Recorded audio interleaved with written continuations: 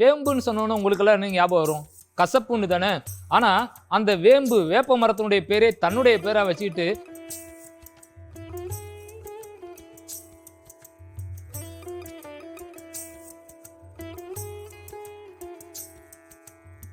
இந்த கோயில்ல ஒரே இடத்துல ஒரே மேடையில 9 பாம்புகள் இருக்குங்க. இங்க இருக்கிற பாம்புகளோட பேரு வாசுகி, அனந்தன், குளிஜன்.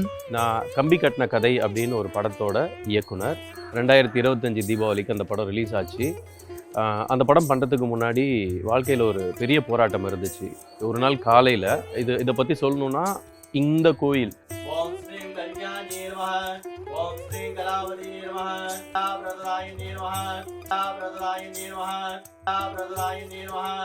சிஎம்டி அளவிலேயே அடுக்குமாடி குடியிருப்பு திட்ட அனுமதி, வெளிப்படையான மற்றும் நேர்மையான நிர்வாகம்.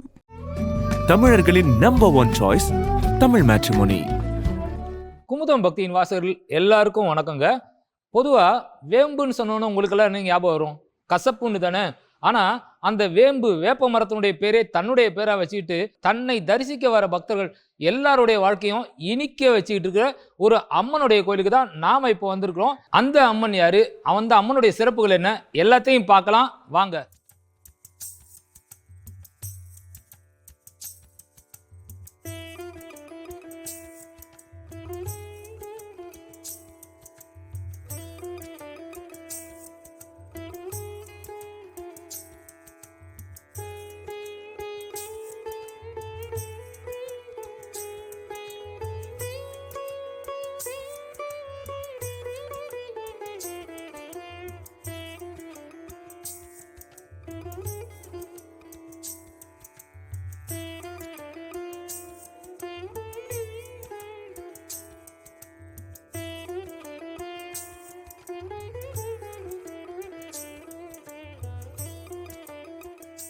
ஓம் சக்தி ஆதிபராசக்தி. விருகம்பாக்கத்தில் எழுந்தவர்களில் ஸ்ரீ மகா ஆதி வேம்பிலியம்மன் ஆலயத்தில் இந்த ஆலயத்தின் வகையை பற்றி தெரிந்து கொள்ளணும்னா, லவகுஷன் பூஜை பண்ண கிராம தேவதை. இங்கே லவனும் குஷனும் காலசர்ப தோஷ நிவர்த்திக்கோசரம் பூஜை பண்ணுறதாக ஐதீகம் உள்ளது.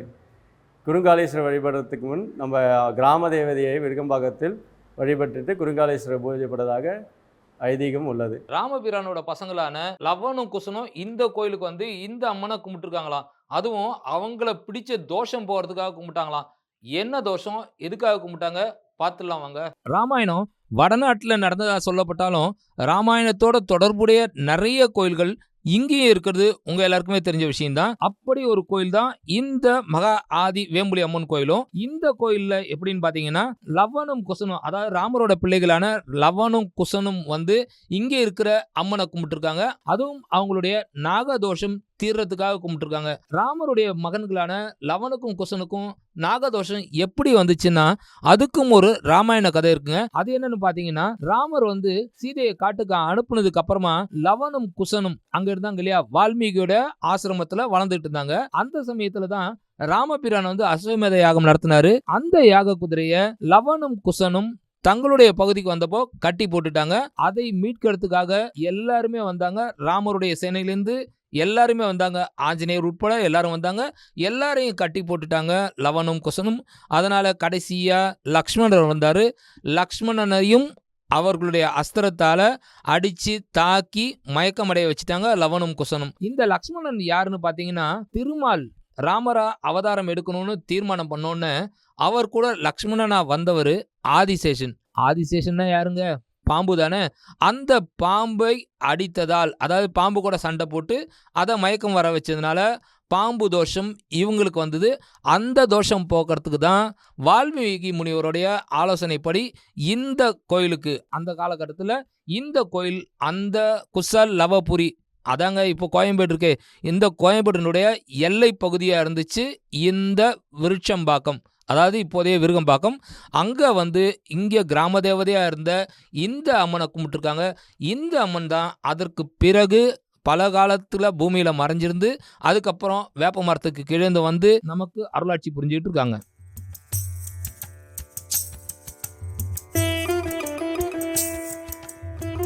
என்னோட பேர் கீதா. நான் விருகம்பாக்கத்தில் இருக்கேங்க. நான் 20 வருஷமாக இந்த கோவிலுக்கு வந்துட்டு இருந்தேன். எனக்கு ஒரு நல்ல மாற்றம் நடந்திருக்கு. பிள்ளைங்களோட படிப்புலேயும் சரி, வேலையிலையும் சரி, தொழில் முன்னேற்றத்துலேயும் நல்ல ஒரு முன்னேற்றம் தான்.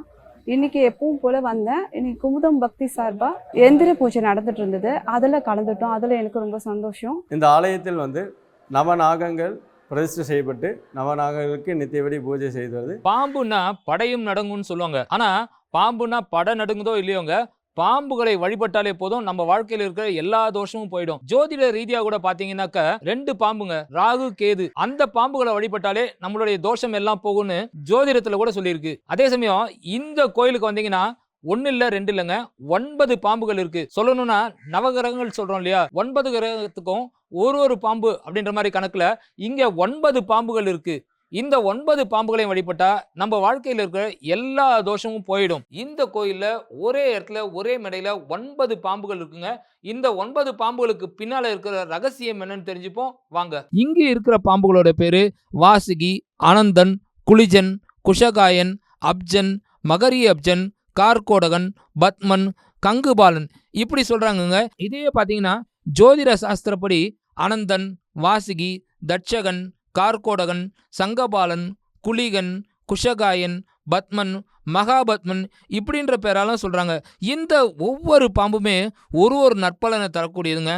உதாரணமா சொன்னா குளிகன்றது உங்களுக்கே தெரிஞ்சது தான். நல்ல காரியங்களை நடத்தும் போது குளிகை பார்க்கறதுன்னு சொல்லுவாங்க இல்லையா, அந்த குளிகனுடைய அம்சம் தாங்க இந்த குளிகன் பாம்பு.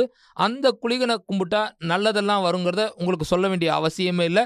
இப்படி ஒவ்வொரு பாம்பும் ஒரு நல்லதை தரக்கூடியதுனால 9 பாம்புகளையுமே எந்த வித்தியாசமும் இல்லாமல் கும்பிட்றது நமக்கு நவ நிதிகளையும் சேர செய்யும், நவகிரகங்களோட தோஷங்களை போக செய்யும் அப்படிங்கிறது நம்பிக்கையா இருக்கு. குமுதம் வாசகர்களுக்கும் வணக்கம்.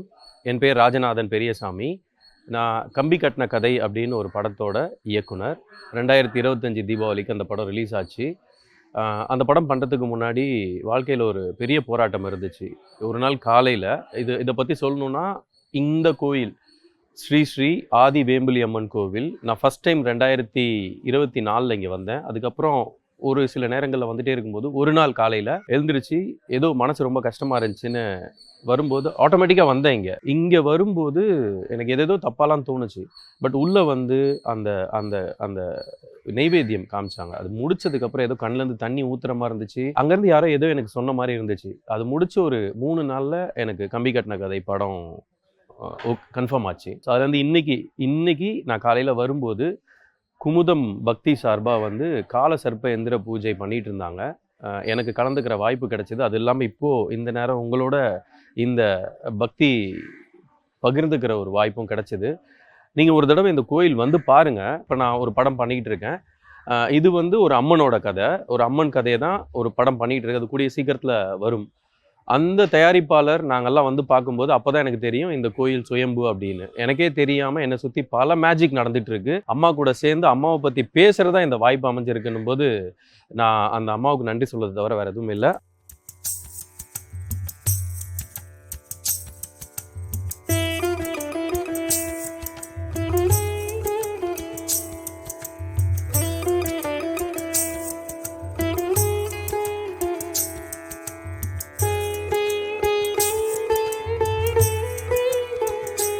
சாதாரணமா மனுஷங்க அழுதாங்களே இப்பெல்லாம் யாரும் கண்டுக்கிறது இல்ல. ஆனா வேப்ப மரம் ஒண்ணு அழுதுதுன்றதுக்காக அதனுடைய வருத்தத்தை போக்கியிருக்கா இந்த அம்மன்.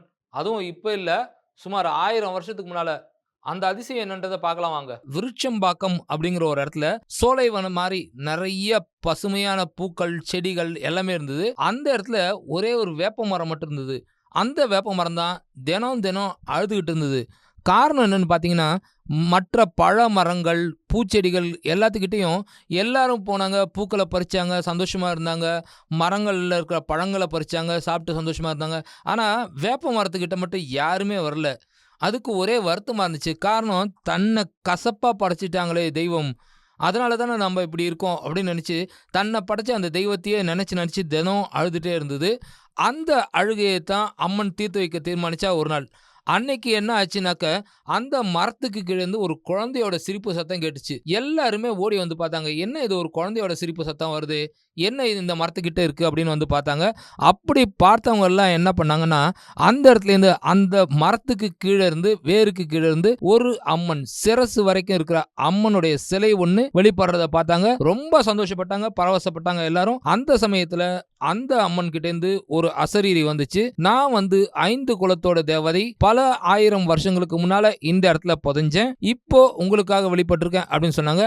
அதுக்கப்புறம் பாத்தீங்கன்னா அந்த வேப்ப மரத்தோட மகிமை கூடிச்சு. சரியா சொல்ல போனா முதல்ல வேப்ப மரத்துக்கு கீழ இருந்து ஒரு அம்மன் தோன்றி இந்த அம்மன் வந்த பிறகுதான் எல்லா மரங்களுக்குமே, அதாவது எல்லா வேப்ப மரங்களுக்குமே ஒரு மதிப்பு, மரியாதை, அது ஒரு மூலிகை மரமாக எல்லாமே மாறிச்சுன்னு கூட சொல்லலாங்க. இப்படி வேப்ப மரத்துக்கு கீழ இருந்து சிரிப்பொலியோட தோன்றின அம்மனை வேம்பு அம்மன், அதாவது வேம்பொலி அம்மன்னு அழைச்சாங்க.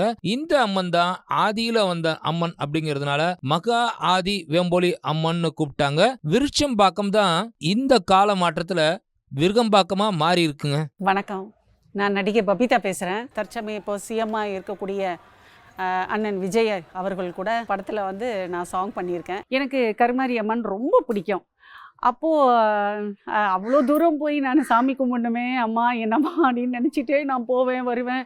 எனக்கு ஷூட்டிங் இருக்கும், அது இருக்கும், அப்படின்னு வேலைகள் இருக்கும். அந்த மாதிரி போகிறதுக்கு கொஞ்சம் ரொம்ப மெனக்கெட்டணும். நான் இங்கே வந்து பார்த்தேன், அவ்வளோ ஒரு பிரம்மாண்டமாக அதே அம்மன், அதாவது கருமாரி அம்மனே இங்கே வந்த மாதிரி எனக்கு ஒரு ஃபீலிங். இங்கே வந்தாலே எனக்கு திருவேற்காடு கோவிலுக்கு போன மாதிரி எனக்கு ஒரு மன திருப்தி. எனக்கு பல பிரச்சனைகள் நடந்திருக்கு. அந்த டைமில் இங்கே வந்து இந்த அம்பாள் கிட்ட வந்து நான் அப்படியே உட்காந்து கண்ணீர் விட்டு நான் என் மனசில் இருக்கிறதெல்லாம் நான் சொல்லிட்டு போனேன்னு வச்சுங்களேன். அடுத்த ஒரு வாரம் 10-15 நாள் தான் அதுக்கு உண்டான தீர்வுகள் வந்து எனக்கு இந்த அம்பாள் வந்து கொடுப்பாங்க. நமது ஆலயத்தில் 1லிருந்து 9 வரையும் உள்ள எண்கள் சம்பந்தப்பட்ட தேவதைகள் நம்ம ஆலயத்தில் வழிபாட்டு முறையில் நடந்து கொண்டு இருக்கிறது. இந்த கோயில்ல 1, 2, 3, 4 இப்படி வரிசையா சொல்ற மாதிரி வழிபாட்டு முறைகள், தெய்வங்களுடைய சன்னதிகளும் வரிசையா இருக்குங்க. சரியா சொல்லணும் அப்படின்னா ஒன்றா இருக்கிற அம்பிகைக்கு 2 பக்கமும் பிள்ளையாரும் முருகனும் இருக்காங்க. அலைமகள், மலைமகள், திருமகள்னு முப்பெரும் தேவியரோட அம்சமான அம்மனுக்கு 4 வேதங்களையும் சொல்லப்பட்டிருக்கிற முறையில பஞ்சபூத தத்துவப்படி ஆடி மாசத்துல வழிபாடுகள் நடத்துறாங்க. 6 வடிவங்களில் முருகப்பெருமான் அருளக்கூடிய இந்த கோயிலில் 7 கன்னியர், அதாவது சப்த கன்னியர், 8 திசை காவலர்கள், அதாவது அஷ்டதிக் பாலகர்கள், 9 கிரகங்கள், அதாவது நவகிரகங்கள் எல்லாருக்குமே இந்த கோயிலில் சன்னதிகள் இருக்குங்க. இந்த எல்லா தெய்வங்களுக்குமே தினம் ஆராதனை நடக்கிறதால இங்கே வரவங்க நினைச்சது எல்லாமே ஈடேறுங்கிறது ஐதீகம். உங்களோட ராசி நட்சத்திரம் என்னன்னு தெரியுமா உங்களுக்கு? அப்படி தெரியும்னா அதுக்கு இங்க ஒரு விசேஷமான அமைப்பு இருக்கு. உங்களுக்கு உங்க ராசி என்னன்னு தெரியுமா, உங்க நட்சத்திரம் என்னன்னு தெரியுமா? அப்படி தெரிஞ்சதுன்னா இங்க வந்து இந்த அம்மனுடைய கருவறைக்கு முன்னால நின்னீங்கன்னா உங்க தலைக்கு மேல விதானத்துல 27 நட்சத்திரங்கள், 12 ராசி சின்னங்கள் எல்லாமே வரையப்பட்டிருக்குங்க. இந்த சித்திரங்களுக்கு உங்களுக்கு எது பொருத்தமானதோ அதுக்கு கீழே நின்று அம்மனை கும்பிட்டீங்கன்னா உங்களுக்கு பல மடங்கு பலன் தரும் அப்படின்னு சொல்லப்படுதுங்க.